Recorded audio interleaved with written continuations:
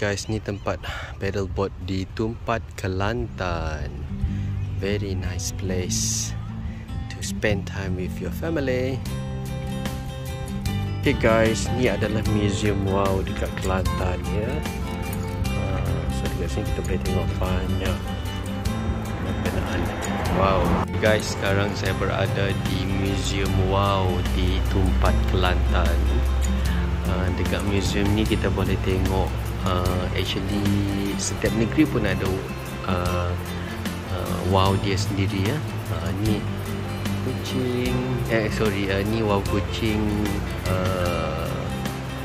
wow bulan, ni wow budi, wow daun, wow Sarawak.